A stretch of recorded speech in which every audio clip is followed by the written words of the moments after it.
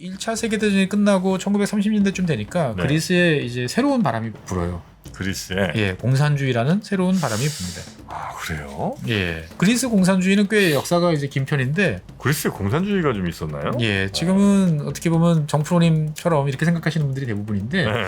나이가 꽤 있으신 분들한테 그리스 공산당 이야기하면 예전에 거기 치열했다고 들었어. 아 그래요? 예, 꽤 이제 유래가 깊은, 어떻게 보면은 아시아 대륙에는 한국이 있다면 유럽 대륙에는 그리스가 있다라고 할 정도로 공산주의와의 이제 갈등이 컸던 이제 그런 나라인 거죠. 그리스 6.25 때 우리 연합군으로도 왔었던 것 같은데. 왔었죠. 아 근데 그때는 공산주의는 아니었군요. 그렇죠. 네. 이야기를 해보면. 최준영 박사의 지구본 연구소, 오늘도 흥미로운 전 세계 이야기 전해드리겠습니다. 반갑습니다, 정프로고요. 네, 최준영입니다. 네, 저희는 지금 그리스 서양 문명의 아빠 같은. 그렇죠. 네, 그리스 엄마 같아요. 엄마 같나요? 아빠는 로마 같고 아 왠지 느낌이 좀 그렇잖아요. 좀 그러네요. 그리스 그러면 약간 좀 이렇게 여성스러운 면이 좀 강해 보일 것 같고, 로마 그러면 이제 엄격하고, 네네네. 예, 아빠 같은 그러네요. 그런 이미지죠. 네. 자, 그럼 이제 연상 연하 커플이 되겠군요. 그리스가 좀 더 먼저니까. 그렇죠. 네. 자, 그리스 1차 대전이 끝나고 예, 그 뒷수습 과정에서 이제 그리스가 이제 지금의 튀르키예 서쪽 영토를 일부 점령했다가 이제 처절하게 이제 발리고 네. 나오는 이제 그런 과정까지 지난 시간에 말씀을 이제 드렸죠. 네. 보통 우리가 이제 전쟁을 이야기를 하면 1차 세계대전도 그렇고 2차 세계대전도 그렇고 이제 몇 월 며칠 전쟁이 끝났다. 이렇게 보통 역사에서 배우잖아요. 네. 근데 정말 전쟁이 그렇게 끝났을까요? 아. 그 수천만 명의 사람들이 동원해서 죽고 죽이는 일을 몇 년 동안 했는데 한 번에 끝났을까요? 보통 이제 한복 문서 쓴 날을 이제 우린 종전날 정도로 이제 많이 끝나죠. 알고 있는데. 네. 그래서 실제로 많은 지역에서는 정말 그날로 전쟁이 끝났어요. 네. 근데 어떻게 보면 강대국끼리 부딪혔던 전선은 그날로 끝나요. 예. 서로가 그냥 다 총 내려놓고 뭐 한쪽이 이제 졌으면 그냥 다 수용소로 가고 네. 이렇게 끝나는데, 그 수많은 나라들이 이제 개입을 했잖아요. 그러다 보니까 이제 약소국들, 그런 나라들이 있던 지역들은 몇 년 동안 그 여파가 미칩니다. 그러니까 1차 세계대전 같은 경우는 전쟁이 끝난 다음에 거의 한 7, 8년 정도가 지금의 중부 유럽, 동유럽 지역에 이제 계속 이어지는 뭐 전쟁 수준이죠. 네. 예, 이런 일들이 이제 벌어지게 됩니다. 그 대표적인 곳들 중에 하나가 지금의 이제 그리스, 그리고 이제 튀르키예, 요쪽 지역도 있어요. 네네네. 우리가 보통 1차 세계대전이 끝났다라고 하면은 그때 끝낸 사람들 중에 한 사람이 미국의 우드로 윌슨 대통령이죠. 윌슨 대통령 하면 우리가 역사 시간에 민족 자결주의. 민족 자결주의 네. 거의 뭐 이렇게 툭 누르면 바로 팍 튀어나오죠. 바로 이렇게 점선으로 있는. 예. 근데 이제 민족 자결주의라는 것들은 이제 민족이 자신의 운명을 결정할 수 있다. 네. 라도록 하는 거죠. 그러면 중요한 문제가 하나 생겨요. 그 전에 이게 이제 왜 이런 얘기가 나오냐면은 제국을 해체를 하면 그 안에 있는 많은 민족들의 권한을 줘야 되잖아요. 그래야 이 제국이 해체가 되는 거잖아요. 네. 근데 민족들은 그 당시에는 여기저기 막 나눠져 있었어요. 그럼 국가를 만들려면은 되게 애매하단 말이죠. 우리 같은 경우는 이제 워낙 한반도 안에 이제 잘 삼면이 바다니까 네. 잘 모여 있는 모여 거긴 있어야 한데 되는데. 다른 뭐 유럽 같은데 워낙 뭐 여기저기 뿔뿔이 많이 흩어져 있기도 그렇죠. 하고. 그러니까 1차 세계대전 당시에 이제 끝나고 나서 문제가 됐던 게 오스만 제국, 네. 독일 제국 이런 쪽이었던 거죠. 이 사람들 어떡할 거지? 음. 근데 독일 사람들 같은 경우는 뭐 지금의 폴란드 지역부터 해가지고 여기가 오히려 고향인데, 예, 우리 보러 어디 나가라고, 우리가 여기 고향인데 라고 하니까 일단은 거기는 이제 내버려 둬요. 내버려 두는데, 그리스하고 튀르키예 입장에서 봤을 때는 이게 이제 뭔가 문제를 해결해야 되는 상황에 남아 있는 거죠, 보면은. 그래서 그리스 같은 경우는 지난 시간에 말씀드린 것처럼 이즈미르에서 학살을 당하고 네. 처절하게 쫓겨왔던 거죠. 이 모습을 지켜본 그리스 사람들은 기분이 당연히 안 좋을 걸 넘어서서 폭발하는 거죠. 분노하죠 또. 그러면서 이제 이 상황을 만들어 놓은 왕에 대해서 어떻게 했습니까? 너희들이 그 잘하고 있던 지도부들을 쓸데없이 왕당파로 바꿔가지고 이 모양이. 이 모양 이 꼴이 된 거 아니냐? 네. 왜 앙카라까지 쳐들어가가지고 발리고 오냐? 네. 라고 이제 원망을 하는 거죠. 네. 이 모습을 지켜보고 있던 플라티라스라는 이제 대령이 네. 쿠데타를 일으킵니다. 또 쿠데타에. 예, 그리스가 쿠데타 맛집? 이런 표현을 써야 될지 모르겠지만 20세기엔 진짜 쿠데타가 많았던 게, 일단은 이제 왕정이라는 게 이제 무너진 나라들이 많고. 예, 그러니까 그 새로운 권력에 대해서 뭐 정통성이라든지 이런 것도 별로 이렇게 느끼지 않는 사람들이 있고, 거기다 무력을 가진 군인들이 있고, 그렇죠. 교육도 잘 잘 받은. 받은 편이 있고, 예, 그러니까 우리가 훨씬 잘할 것 같고. 그렇죠. 여기저기서 막 예. 쿠데타가 있었군요. 그렇습니다. 그래서 그리스 같은 경우는 뭐 19세기도 여러 차례, 20세기에도 여러 차례. 예. 어떻게 보면은 정말 쿠데타가 많았던 지역인데 몇 번인지도 저도 잘 모르겠어요. 근데 이 쿠데타가 성공을 합니다. 그래서 다시 돌아왔던 콘스탄틴 국왕이 다시 쫓겨나요.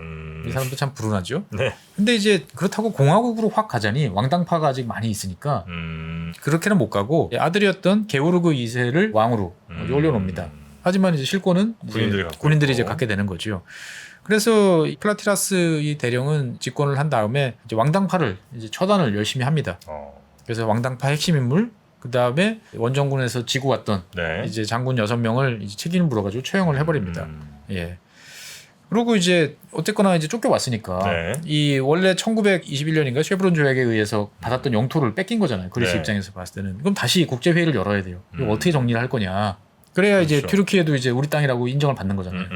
그래서 1923년에 이제 로잔 조약이라는 걸 다시 체결을 합니다. 그래서 이 지금의 튀르키예 영토, 소아시아 지역에 가지고 있던 그리스 영토 대부분을 다 네. 토해냅니다. 지금 화면에서 보시는 이 그림 중에서 이제 노란색으로 보이는 요 지역들은 이제 원래 합법적으로 그리스가 점유했다가 튀르키예한테 밀려서 뺏긴 지역이죠. 그래서 이제 확실하게 로잔 조약에서 다 토해냅니다. 보면은 예, 다 토해내는데 그래도 이제 섬들은 다 싹싹 챙겨오게 되는 거죠. 그래서 이제 그리스가 섬을 싹 갖고 온 이유가 요거군요. 그렇습니다. 그러니까 오스만 입장에서 봤을 때는 이제 그리스를 소아시아 대륙에서 이제 밀어내는 것만으로도 이제 벅찼기 때문에 섬은 이제 신경 쓸 여력이 없었던 거죠. 나중에 뭐 얼마나 이게 가치 있을지 생각도 못했던 거죠. 일단 보면. 땅만이라도 좀 예. 네. 보기 싫은 놈들 바다 너머로 네. 치워버린 걸로도 다행인 거죠. 근데 그러고 나니까 이제 양쪽 다 이제 고민이 생기는 거죠. 튀르키예도 이즈미르 지역을 다 점령을 하고 보니까 아직도 그리스 사람들이 살아남은 그리스 사람들이 수십만 명이 뭐 수십만 명이 뭐예요? 100만 명이 넘는 사람들이 네. 있는 거예요. 그리고 여기저기 이제 찾아보니까 다 합해 보면은 더 많은 거예요. 이 사람들을 내버려 뒀을 때 또 무슨 문제가 생기지 않을까? 라는 생각을 당연히 하는 거죠. 네. 다 죽여? 이건 또 지금 뭐 전쟁 상황도 아닌데 그 수십만 혹은 100만 넘는 사람들 다 뭐 어떻게 할 수는 없죠. 어떻게 할 수 없는 네. 거고. 근데 또 튀르키예 사람들 입장에서 보면 고민이 뭐냐면은 튀르키예 사람들이 지금의 그리스에서도 또 많이 있어요. 예전엔 다 한 오스만 제국이었으니까. 네네. 그럼 우리가 얘네들을 잘못 다루면 저기 있는 애들도 다 죽을 거 아니야. 그래가지고 양쪽이 이제 만납니다. 어떡할 거냐. 꼴은 보기 싫지만 서로 네. 문제는 해결하자. 그래서 합의를 합니다. 양쪽 다 이거 내버려 뒀다가는 또 어떤 일이 생기면 서로 또 인종 청소를 하는 일이 생긴다. 그거면 너도 나도 다 큰 피해가 있으니까 네. 서로 맞교환하자. 니네 사람 우리 사람. 예. 어떻게 보면 되게 합리적인 것 같은데 네. 생각해보면 합리적이지 않죠. 나는 여기 있고 싶어. 그렇죠. 근데 가고 싶은 사람만 가라가 아니고 아파트부터 살았으니까. 아파트부터가 아니고 뭐 할아버지. 예, 정말 수백 년 동안 여기 살아왔는데 예. 그래서 의무적으로 다 가야 되는 거예요. 무조건 가는 거예요. 그러니까 안 가면 총칼을 들고 밀어냅니다. 보면은 예, 난 여기 있고 싶은 게 없는 거죠. 그다음에 두 번째 하나 더 큰 문제가 생기는 게 뭐냐면 도대체 누가 그리스인이고 누가 튀르키예인이냐. 겉모습만 봐서는. 겉모습만 봐서는 구별이 안 되는 거예요. 왜냐면 수백 년 동안 섞여 살던 사람들인데. 그렇죠. 종교 말고는 그렇다고 말도 뭐 그 동네 수백 명 살면 뭐. 그러니까 이를테면은 지금의 그리스에 살던 이제 결국 나중에 튀르키예 사람으로 분류되는 사람들은 네. 튀르키예 말 못해요. 다 그리스말 쓰고 살았던 거죠. 이즈밀에 살던 그리스인들도 그렇겠죠. 똑같겠죠. 다 튀르키예 말밖에 못해요. 네. 근데 그럼 말로 이 사람을 구별하냐? 안 된다라는 거죠. 네. 그래서 결국 제일 확실한 기반은 뭐냐? 종교. 그러니까 종교가 제일 확실한 거예요. 그렇죠. 종교로 확신을 하게 되는 거죠. 네. 그래서 서로가 이제 맞교환을 하게 되는 겁니다. 보면.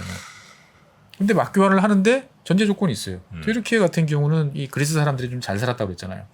너희들은 여기서 반스만 입고 나가라 이거죠. 네. 아무것도 못 가져가. 아무것도 못 가져가. 그러니까 어떻게 보면은 이제 1945년 이후에 일본 사람 생각하시면 되는 거죠. 다 놓고 지금 다 상태로 생각해놓고 그냥 놓고 몸만 가는 거죠. 네. 예. 그러면서 이제 당시에 이 지금의 튀르키예 이즈미르 지역에 있던 여러 지역에 있던 그리스 사람들이 한 130만 명 정도가 그리스로 갑니다. 또 그리스에서는 그 전까지 살고 있던 튀르키예 사람들 한 58만 명 정도가 지금의 이제 튀르키예 지역으로 이주를 하게 되는 거죠. 일대 한 2.5 정도 되는 거죠. 근데 양쪽 다 이렇게 왔는데 종교는 같은데 말도 안 통해. 생활 습관도 달라. 네. 그러니까 얘네들은 도대체 어떻게 해야 되나. 그래서 그리스 같은 경우는 이 100몇십만 명을 전부 이제 새로 그리스 영토에 편입했던 저 북부 지역으로 다 밀어냅니다. 아, 그래요? 예, 새로 뭐 땅 있는 지역으로 저기 가서 모여 살아 너희들. 땅은 줄게라고 했던 거죠 보면은. 이 그리스 사람들 이제 이주해 온 사람들 입장에서 봤을 때는 그 동안에 풍요롭게 나름대로 풍요롭게 살다가 온 것도 서러운데 갑자기 아무것도 없는 저 북쪽 지역에 가서 농사지으라는 이야기를 듣게 되는 거죠. 그러다 보니까 상당히 기분이 안 좋죠. 그러다 보니까 결국 나중에는 이제 공산주의의 어떻게 보면 핵심 지지 세력이 이제 북쪽 지역이 되는 이유가 여기 있습니다. 그러면서 이런 과정을 거치면서 1924년에 결국 그리스는 야, 뭐 이렇게 해보니까 왕 필요 없잖아. 왕 치우자. 그래서 왕을 치웁니다. 네. 그리고 이제 공화정을 이제 채택을 이제 하게 되는 거죠. 근데 이 모습이 이제 전 세계적으로 알려지게 되는 거죠. 야, 민족이란 것도 저렇게 청소가 할 수 있구나. 이주를 시킬 수 있구나. 그래서 이거를 유심히 지켜보고 있던 사람이 한 사람 있습니다. 네. 이 소비에트, 소련의 스탈린이었죠. 아, 예. 스탈린이 여기서 아이디어를 얻은 거예요? 뭐 그렇다는 말이 있어요. 왜 막 저쪽에 있는 저 러시안들 막 동쪽으로 보내고 막 이런 거 했던. 예. 시베리아 그래, 보내고 막 이렇게 했던. 그렇죠. 딱 보니까 그래. 얘네들을 아예 옮겨버리면 문제가 안 발생하겠구나. 라고 생각을 하면서 이제 훨씬 큰 스케일로 땅덩어리 넓겠다. 예. 그러니까 이제 뭐 크림반도에 살고 있던 타타르족 이런 애들을 저 이제 중앙아시아로 보내버리고 연해주에 있던 고려인들 저 다시 중앙아시아로 보내버리고 중앙아시아는 어차피 땅만 넓지 통통 비어 있으니까 뭔가를 해야 될 노동력을 확보를 해야 되니까 다 와. 그러면서 마구마구 섞어놓는 일을 이제 하게 되는 거죠. 나중에 2차 세계대전 이후에 인도 파키스탄에서도 이런 일이 벌어집니다. 그렇죠. 예. 예. 그러니까 어떻게 보면 되게 비극적인 일이죠. 그러네요. 예. 그러니까 우리가 민족주의 그러면 막 가슴이 끓고 우리 한민족 뭐 한민족 그러고 뭔가 이게 맞는 것 같은데 정의로운 일인 것 같고 가만 생각해 보면 이 민족끼리 한민족끼리 하나에 모여 산다라는 것들은 되게 부자연스러운 일을 나중에 사후적으로 해치운 거예요. 그러니까 전쟁을 통해서만 민족주의 국가들이 만들어졌어요. 그러니까 독일 같은 경우도 그 전까지는 게르만 민족은 지금의 뭐 폴란드부터 시작해서 이 여러 지역에 살았는데 결국 2차 세계대전 지고 난 다음에 다 추방당했죠. 그래서 지금의 이 독일 지역에 옹기종기 모여 살면서 독일 민족 국가가 된 거고 폴란드 같은 경우도 이제 유대인이라든지 뭐 많았는데 다 죽고 죽이고 쫓겨나고 하면서 폴란드 사람 95%로 이루어진 폴란드란 국가가 지금 만들어진 거고. 아니 민족이란 게는 참 좀 그래요. 좀 애매하죠. 가만 생각해 보면 인종은 뭐 여러 개가 있을 수도 있고. 그렇죠. 그러니까 뭐 언제부터 달라진 거야? 뭐 이렇게 생각해 보면 참 애매하긴 한 거죠. 같은 대충 그냥 아주 거칠게만 얘기해 같은 언어에 같은 뭐 역사 뭐 이런 걸 이제 공유하는. 그렇죠. 어느 정도는 이게 넓게 보면은 그래 하나의 민족 이렇게 구별이 되는데 이 선을 그으려고 딱 들이대 보면 이게 막 색깔이 되게 애매한 거죠. 보면은 여기다 이렇게 그으면 제가 불만이고 이렇게 그으면 제가 불만이고. 예. 그래서 어떻든 간에 이 그리스는 이런 과정을 통해서 강제적으로 민족주의 국가로 이제 변모를 이제 하게 되는 거죠. 네. 그래서 이제 일단 민족 문제도 해결이 끝나고 나니까 이제 실속을 찾자. 이제 허황된 꿈은 이제 버리고 이제 실속을 찾자라고 그래서 1928년에 이제 다시 베니젤로스 총리가 취임을 하게 됩니다. 돌아와요? 네, 구간이 명관이다. 그래서 베니젤로스 총리는 1929년에 이제 우리로 따지면 농협이죠. 농업은행 이런 걸 설립을 하면서 근대적인 자본주의 국가로 전환시키려는 노력들을 이제 하게 되는 건데 이제 상황이 안 좋았어요. 대공황이 바로 이제 이어 터지는 거죠. 아이고. 예, 그러다 보니까 이번 운이 안 따라. 예, 1932년에 결국 디폴트를 이제 선언을 할 수밖에 없고 그러면서 이제 국민들 삶은 당연히 안 좋아지니까 선거를 하게 되니까 이때는 이제 쉽지 않겠죠. 예, 좌파 정당에 해당하는 이제 인민당이라고 하는 당하고 이제 삐까삐까하는 이제 이런 수준이 됐던 거고. 근데 이 와중에 아까 이제 쿠데타를 일으켰던 플라티사스라는 이제 이 장군이 이제 이번 승진해서 장군이 됐는데 1933년, 35년 두 번 연달아 쿠데타를 일으킵니다. 예, 왜냐면 이제 뭔가 이거 우리 공화국이 밀리는 거 아니야? 라고 생각이 드니까 쿠데타를 일으켜서 이 추세를 반전시키려고 했는데 따르는 사람이 별로 없었던 거죠. 그래서 쿠데타에 실패를 합니다. 그래서 오히려 이번에는 공화국 세력이 이제 처단을 당하는 이런 일이 생기고 이제 왕당파가 오히려 입지를 강화하는 이런 일이 이제 생기게 됩니다. 1차 세계대전이 끝나고 1930년대쯤 되니까 그리스에 이제 새로운 바람이 불어요. 그리스에? 예, 공산주의라는 새로운 바람이 붑니다. 그래요? 예. 그러니까 그리스 공산주의는 꽤 역사가 이제 긴 편인데 그리스에 공산주의가 좀 있었나요? 예, 지금은 어떻게 보면 정프로님처럼 이렇게 생각하시는 분들이 대부분인데 네. 나이가 꽤 있으신 분들한테 그리스 공산당 이야기하면 예전에 거기 치열했다고 들었어. 아 그래요. 예. 꽤 이제 유래가 깊은 어떻게 보면은 아시아 대륙에는 한국이 있다면 유럽 대륙에는 그리스가 있다라고 할 정도로 이 공산주의와의 이제 갈등이 컸던 이제 그런 나라인 거죠. 그리스 저기 6.25 때 우리 연합군으로도 왔었던 것 같은데. 왔었죠. 아 근데 그때는 공산주의는 아니었군요. 그렇죠. 근데 아, 말 나온 김에 한번 네. 이야기를 해보면 정말 앙숙인 두 나라가 왔어요. 튀르키예, 맞다. 튀르키예도 왔지. 튀르키예도 왔죠. 그리스도 그- 왔죠. 근데 야, 두 나라가 보면은 그 당시에 뭐 미국이나 영국이나 프랑스처럼 제국주의였나요? 아니죠. 그거 아니죠. 보면은 네. 어떻게 보면은 뭐 온 나라가 이제 전쟁터, 뭐 네. 그리스는 전쟁터가 됐고 튀르키예 같은 경우는 전쟁터는 안 됐지만 네. 뭐 별 볼 일 없는 나라였는데 특히 튀르키예 같은 경우는 세 번째로 많은 아마 군인을 파병했나 그랬을 거예요. 근데 도대체 두 나라가 왜 동시에 왔을까요? 한국에 이 멀고 먼 곳까지. 얼핏 뭐 저 그런 얘기는 좀 들었습니다. 그러니까 미국이나 영국 같은 데다가 요구하고 싶은 게 있는데 네, 들어 달라고 하려면 그 미국이 주도하는 그 전쟁에 그렇죠. 가서 뭔가 희생을 해야 되니까. 그렇죠. 두 나라의 그 당시 동병상련은 공산주의로부터의 이제 위협이었어요. 아 소련으로 튀르키예도 그렇고. 그리스도 그렇고. 아 그래요. 그렇기 때문에 여기에서 벗어나기 위해서는 미국과 영국의 지지가 필요한데 마침 미국이 전력을 기울이고 있던 게 이제 한국 전쟁이었잖아요. 그러니까 자국 청년들의 피로. 우리 예. 공산주의자들과 전쟁한다 우리는. 그렇죠. 우리는 확실히 너희들 편이다. 그걸 보여주는 거군요. 보여줬죠. 그래서 보여줘서 두 나라가 나토에 가입했잖아요. 그러면 두 나라 다 공산주의 세력들이 꽤 있었던 나라들이군요. 그렇죠. 내부적으로. 특히 그리스 같은 경우는 그 우리 6.25까지는 아니지. 뭐 네. 6.25와 맞먹는 뭐 어떻게 보면은 끔찍한 내전이 있었어요. 내전을 겪었던 거죠, 이제. 그 사상에 의한. 네. 그래서 그 이야기를 잠깐 이제 해보려고 합니다. 네. 그래서 그리스 공산당은 1918년 현재 이제 북부에 있는 테살로니카 지역에서 이제 노동자당이라는 이름으로 처음에 등장을 했고, 네. 그러다가 1924년에 그리스 공산당 KK라는 이름으로 이제 개명을 하게 됩니다. 그러면서 이제 이 그리스 공산당은 이제 공화주의자하고 이제 대립을 하게 되는 거죠. 그러니까 이제 도시 지역의 부르주아, 그다음에 북부 지역의 프롤레타리아, 이런 식으로 이제 갈등을 이제 벌이게 됐는데. 네. 지난 첫 번째 시간에 말씀드린 것처럼 이 그리스는 전통적으로 러시아에 대해서 좀 우호적인 입장이었다고 그랬잖아요. 예. 그러다 보니까 뭐 소련에 대해서도 네. 긍정적인 이 국가적인 분위기가 이제 있었던 거죠, 보면. 그래서 이 그리스 공산당은 1932년 선거에 참가를 해서 한 10% 정도로 득표를 하는데 성공을 합니다. 네. 그러니까 정치 세력화가 이제 되는 거죠, 이제. 정치적인 세력이 됐었는데 1936년에 이제 일이 벌어집니다. 1936년에 그리스 공산당이 총파업을 선언합니다. 근데 총파업을 예고를 한 거죠. 예고를 했는데 이 당시에 왕당파였던 메타삭스라는 이 이름의 장군이 있었는데 네. 메타삭스 장군이 비상사태를 선언을 해버리는 거죠. 그러고 헌법을 이제 정지시켜버리고 계엄령을 선언을 하고 그리스 공산당에 대한 탄압을 이제 시작을 합니다. 그리스의 공산당은 없다. 있을 수 없다. 예. 그러면서 이제 그리스가 한순간에 이제 파시즘 네. 세력으로 가는 거죠. 이제 파시즘이라고 그러면 우리가 히틀러를 주로 생각을 하는데 네. 사실 원조는 이제 이탈리아의 무솔리니죠. 예. 그래서 이 파시즘은 여러 가지 배경이 있습니다만 가장 핵심은 반공산주의, 반공주의예요. 파시즘의 핵심 중에 하나가. 예. 예. 반공주의예요.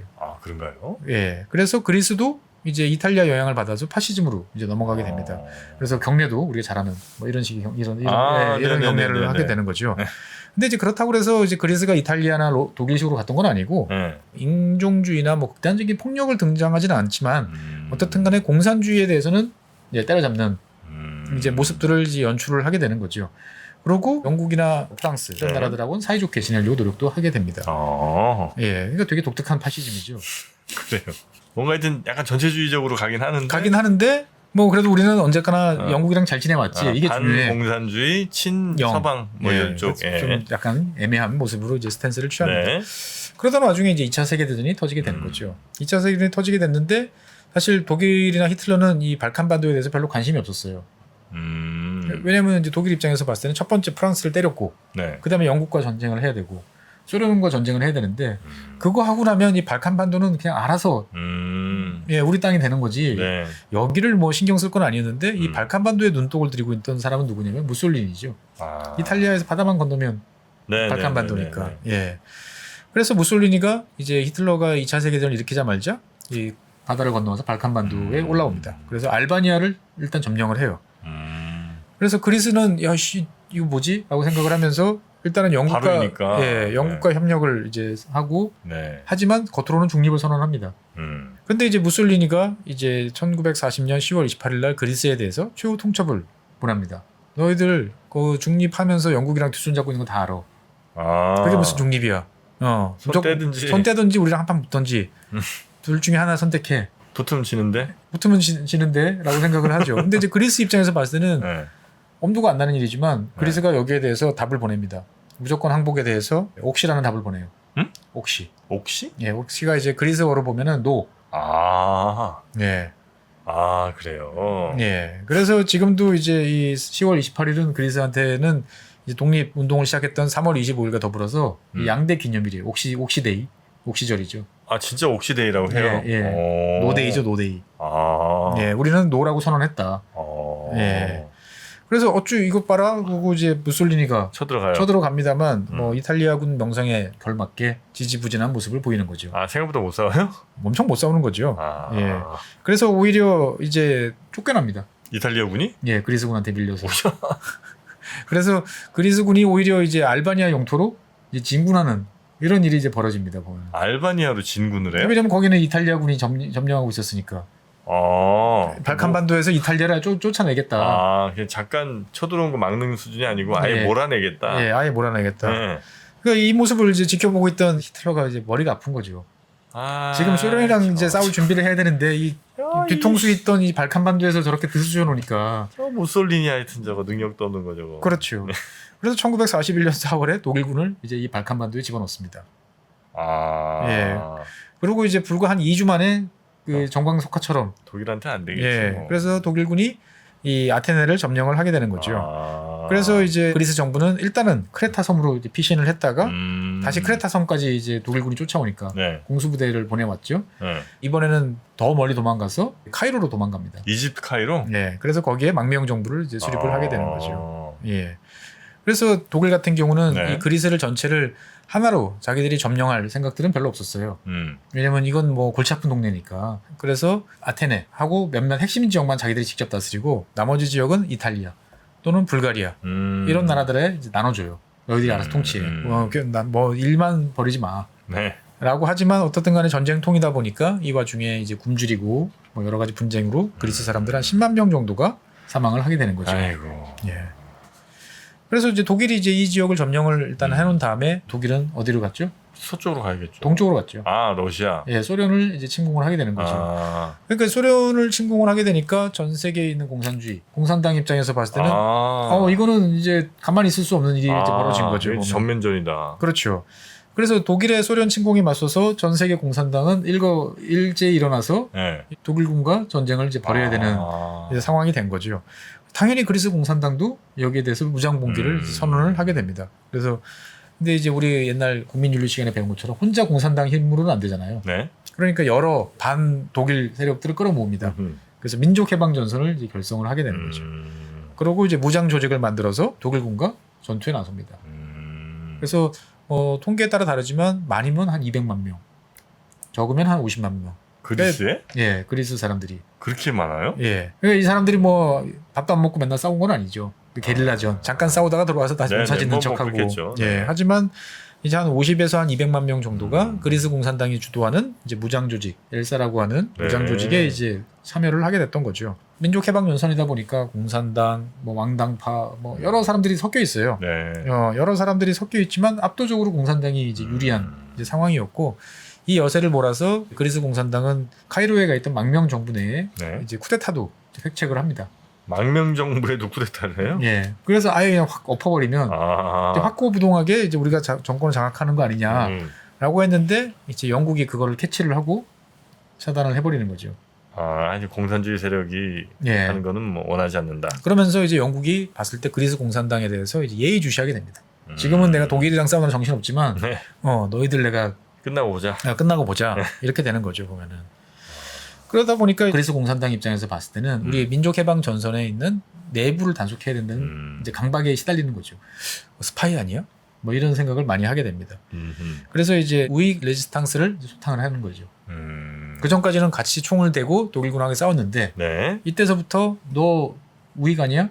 음. 라고 그러면서 이제 처단하거나 이제 밀어내는 일들이 생기게 되는 거죠.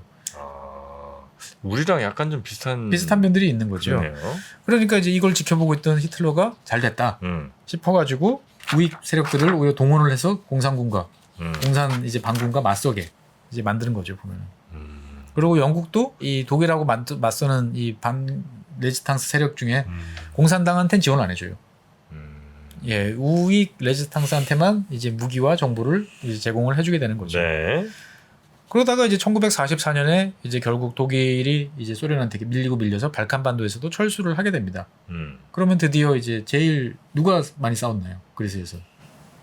그 공산주의자들 제일 열심히 제일 싸웠죠. 예. 그래서 이제 그리스는 당연히 공산주의 국가로 전환되는 게 정해진 운명이었어요.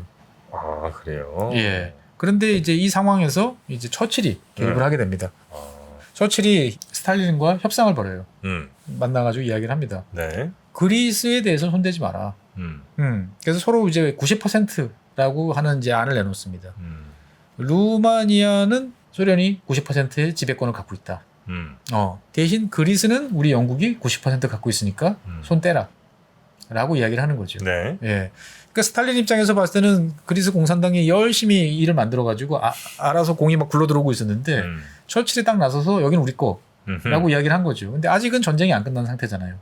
그러니까 스탈린 입장에서 봤을 때는 영국하고 스탈린하고 뭐 영국이 이제 저렇게 나오니까 일단은 봐주자 네. 라고 생각을 해서 그 그리스 공산당이 메시지를 보냅니다. 너희들 혼자서 단독 정부 수립할 일을 하지 말고 그 우파들이랑 같이 연합 정부를 구성을 해. 연합 정부로. 예. 어차피 시간 지나면 너희들 거잖아. 라고 이야기를 이제 하게 되는 거죠. 그래서 이제 공산 반군 세력들이 일단은 이제 총을 내려놓습니다. 총을 내려놓고 이 틈을 타서 영국군을 투입을 해요. 네. 예, 진주를 하면서 이제 장악을 하는 거죠. 아. 그래서 이제 1944년에 이제 통합 정부를 만들자. 라고 이야기를 하는데 이때 이제 문제가 되는 게 너희들 총 다 내려놓은 거 맞아? 아 믿을 수가 없네. 믿을 수가 없네. 그래서 그러면 우리가 그대로 우리한테 권한을 줘. 그러면 우리가 그리스 정규군으로 편입되면 되잖아. 우리 다 사단 체제도 다 있고 지휘관도 있는데 뭐 괜히 엄한 사람 뽑아서 쓰느니 그냥 우리가 그대로 군인 될게. 라고 했더니 영국 입장에서 봤을 때는 저 자식들이 저러면 맨날 부서텐디. 라고 하는 거죠. 그러면은 그거는 우리 인정 못해. 네. 그럼 우리 못하지. 이게 무슨 연합정부야. 라고 이야기를 하면서 이제 총파업을 이제 선언을 하게 되는 거죠. 그러니까 영국 입장에서 봤을 때는 시위를 금지시켜버리는 또 이런 거 강수로 이제 맞서게 됩니다. 네. 그러다가 이제 1944년 12월 3일 날 이제 일이 터져요. 이 아테네 시내에서 네. 금지된 시위 이걸 진압하려는 또 영국군 네. 이 이제 충돌을 하면서 28명이 사망하는 일이 이제 벌어집니다. 아휴. 그래서 이제 아테네 시내에서 그 이후로 33일간 시가전이 벌어집니다. 그래서 영국군 탱크가 투입되고 영국군이 투입돼서 실제로 이제 진압 작전에 나서는 거죠. 네. 그리고 처칠도 1944년 12월 25일 날 다시 이제 아테네를 방문해서 우리는 공산군과 맞설 것이다. 지금 합법적인 정부를 지원할 것이다. 뭐 이런 식의 의지를 이제 표현을 하게 되는 거죠. 1945년 2월 달에 공산당하고 나머지 이제 세력하고 휴전 협정을 이제 체결을 하게 됩니다. 예. 그러고 난 다음에 이제 조건이 있어요. 일단은 다 무장을 해제한다. 대신 그 전에 있던 어떤 일에 대해서도 참 책임을 묻지 않는다. 양쪽 다 무장 해제예요? 네, 양쪽 다 무장 해제하고 그 전에 뭐 너가 우리 편을 죽였느니 뭐 우리 편이 너희를 죽였느니 그런 거 다 묻지 않는다. 따지지 않는다. 지나간 일은 다 묻어버리자. 그러고 그럼 지도자는 누구로 하지? 애매하잖아요. 이것 때문에 사실 그렇게 싸웠잖아요. 네. 그래서 양쪽 다 원곡결에 그럼 왕을 불러오자. 또? 예. 아니 뭐 2차 대전 끝났는데 뭔 또? 아, 예. 왕을 또 불러와요. 그래서 이제 국민투표에 붙입니다. 당연히 공산주의자는 야 이거 아니지라고 했는데 이 사람들이 뭐 어떻든 간에 좀 평화가 필요해라고 그러면서 68%가 왕 불러오는데 찬성을 해서 다시 게오르그 2세가 또 돌아옵니다. 그새 그 양반은 어디 있다가 그렇게 그래도 잘 살아 계시네요. 잘 살아 계시는 거죠 이제 보면은. 안전한데 그 2차 대전 그 와중에서도. 그렇죠. 그래서 1946년 3월 달에 우익이 주도하는 이제 정권이 출범을 하게 되는데 이 모습을 본 공산당은 조금 마음에 안 들겠죠. 마음에 안 들겠죠. 그래서 당연히 이제 무장 투쟁을 선언합니다. 무장투쟁까지 가요? 그래서 우리 이제 지리산에서 옛날에 빨치산 네. 투쟁했듯이 여기도 있어요? 훨씬 넓은 지역이죠. 그리스 북부 지역을 네. 공산당이 장악을 하고 어... 예, 전면전을 이제 선언을 하게 됐던 거죠. 네. 그래서 대한민국 한국 전쟁 이후에 빨치산은 사실 지리산이라는 지역이 고립돼 있었잖아요. 네. 근데 그리스의 이 공산당 세력은 국경을 접하고 있던 유고슬라비아, 불가리아, 알바니아를 통해서 소련의 지원을 받았어요. 예. 그리고 영국이 나서서 정부군을 지원해주는 네. 이런 상황이었던 거죠. 그래서 뭐 한국 전쟁만큼 그렇게 대규모 전면전은 아니었지만 어떻게 보면은 한 아프간 우리 계속 전투 벌이는 것처럼 네. 예, 그런 일들의 전쟁들이 끊임없이 계속 이제 벌어지게 됐던 거죠, 보면은. 그래서 한 지역에서 수십 명, 수백 명이 죽고 또 저 지역에서 수십 명, 수백 명이 죽고 이런 일들이 이제 계속 개입을 이제 하게 됩니다. 그러다가 미국이 이제 그리스에 이제 개입을 하면서 상황이 좀 바뀌어요. 그 전까지는 철저하게 이제 이건 영국 너희들이 저지른 일이니까 네. 너희들이 알아서 해결해 라고 하다가 1947년을 전후해서 미국이 이제 입장이 바뀝니다. 그 전까지는 소련과 우리가 함께 그 파시즘과 맞섰던 나라인데 지금 보니까 공산주의를 가만히 내버려 두는 게 이 미국한테는 좋지 않은 것 같아 라고 생각을 하게 됐던 거죠. 네. 그래서 그 전환이 됐던 게 요 그리스입니다, 보면. 예. 그러면서 이제 미국이 개입해서 영국 대신 그리스 정부를 이제 떠받치기 시작을 하는 거죠. 네. 그러다가 이제 1948년에 이번에는 공산주의 진영에 이제 균열이 발생을 해요. 그 전까지는 일치 단결해서 다 반군들을 지원해줬는데 이 당시에 이제 유고슬라비아의 티토하고 소련의 스탈린이 사이가 안 좋아집니다. 그러면서 공산당이 약화되는 일들이 이제 벌어지면서 정부군이 우위를 잡게 되는 거죠. 결국 정부군이 이제 소탕하는데 성공을 이제 하게 됩니다. 반군들을. 네. 그 와중에 이제 공산당은 당연히 불법화되고 뭐 거의 우리나라 5호 감시제 같은 북한의 5호 감시제 같은 이런 감시 체계를 동원을 해서 네. 또 공산주의였지, 또 반군이었지 찾아내가지고 처형하거나 딴 동네로 보내버리는 이러한 일이 이제 생기게 됐던 거죠. 네. 예. 그러면서 어떻게 보면은 그리스 내부에 오랫동안 큰 상처를 남기는 이제 이런 일이 벌어지게 됩니다. 그렇다고 뭐 이들도 하루아침 다 사라지진 않았을 거고. 그렇죠. 꽤 오랫동안 남아서 갈등이 지속됐고 네. 그거에 대한 박해 또 거기에 대한 보복 이런 활동들이 1960년대까지 이제 계속 이어지게 되는 거죠. 네. 예. 그러니까 가만 생각해 보면 여러 가지 생각이 들어요. 어떤 생각? 그러니까 정작 총 들고 그리스라는 걸 점령했던 외국 세력, 독일과 이탈리아에 저항했던 가장 핵심 세력은 누구였냐라고 보면은 공산당이 맞아요. 공산주의 세력이 맞는데 그러면 그 세력이 가장 정당성 있는 세력이 되는 게 맞는데 예. 어떻게 보면 다시 외세를 끌어들인 우파가 장악하는 게 과연 맞느냐라는 이제 퀘스천 마크를 이제 남길 수 있는 거죠, 보면은. 그 와중에 이제 우파는 세력을 모아야 되니까 네. 나치에 이제 부역했던 우리 따지면 친일파 같은 이런 사람들을 또 전부 다 사면을 해주고 그래요. 또 공산주의와 또 맞서는 또 이런 모습을 또 보이기를 하는 거죠. 그 이런 모습을 보면은 우리랑 좀 비슷한 여러 가지 또 과거의 역사들이 또 떠오르기도 합니다. 네. 예. 뭐 나라 크기도 대충 비슷하지 않을까 싶긴 한데 하여튼 뭐 그리스의 현대사는 우리와 매우 네. 닮은 부분이 많은 싱크로율이 높은 싱크대율이 높죠. 네, 그래서 이제 뭐 쿠데타 같은 경우도 1960년대에도 네. 여러 차례 있었어요. 60년대도 뭐 아마 이 관련된 예. 그런 쿠데타겠군요. 그렇습니다. 저는 그럼 전혀 몰랐네요. 그 2000년대에 가서 그런가. 그렇죠. 지금은 이제 많이 잊혀지고 예, 다 평화롭게 보이지만 따지고 들어가 보면 다 뭔가 이제 거기에 대한 응어리들이 아직 있어요. 그리스인들 가운데 한 70대 이상 분들은 어렴풋이 거의 뭐 기억하시겠군요. 특히 이제 북부 지역 같은 경우는 산악 지역이다 보니까 그 당시 이제 게릴라로 맞서던 이제 네, 아직 네, 그것도 많고 이제 그런 것들이죠. 다 역사라는 건 다 겉보기로는 없어진 것처럼 보이지만 어딘가 응어리로 남았다가 계기가 되면 다시 터져 나올 수도 있는 거죠. 네, 알겠습니다. 자, 오늘은 그러면 그리스 요 정도로 마무리하고요. 네. 그리스 이야기는 지금 이제 1960년 가까이 왔으니까 예. 거의 다 왔나요? 뭐 어떻게 더 할까요? 현대 이야기. 현대 이야기? 뭐 그러면은 이제 우리 한 10년 전 이야기부터 확 돌아볼까요? 하나 좀 한두 번 정도는 가야 되지 뭐 않을까? 그리스 우리 기억나시죠? 금융위기 그리스. 그러니까요. 예, 10년 전 기억을 떠올리면서 못 빼놓을 수는 없을 것 같아서. 네, 알겠습니다. 네, 그러면 저희는 다음 시간에 그리스 이야기 이어서 듣도록 하고요. 오늘도 여러 인물들이 좀 나왔습니다만, 제가 제일 아쉬운 거는 요 책에 소개될 만한 인물이 안 나왔다는 거. 네. 그리스의 네. 아주 능력 있는 베니젤로스. 네. 네. 그분 한번 살짝 볼 수 네, 있나 언제 싶었는데. 뭐 여러분들께서 관심이 있으시면 제가 그분 이야기만 따로만 묶어가지고 네. 한 편 정도 다시 이야기를 해보도록 하겠습니다. 알겠습니다. 오늘은 여기서 마무리하도록 하죠. 함께해 주신 법무법인 율촌의 최준영 박사님 고생 많으셨습니다. 네, 감사합니다. 복잡하고 어렵게 느껴지는 재무제표와 용어들. 친절한 투자 멘토 사경인 마스터가 매주 새로운 콘텐츠로 알기 쉽게 설명해드립니다.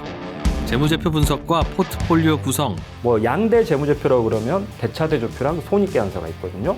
매수 매도 방법, 이렇게 사는 게 좋겠네. 이렇게 사면 좋겠다. 근데 이렇게 살려면 뭘 해야 되냐면요. 나머지 3분의 1은 놔둬봅니다. 어디까지 가는지. 실전 투자 팁까지 알려드립니다. 오직 3프로 멤버십에서만 만나실 수 있습니다.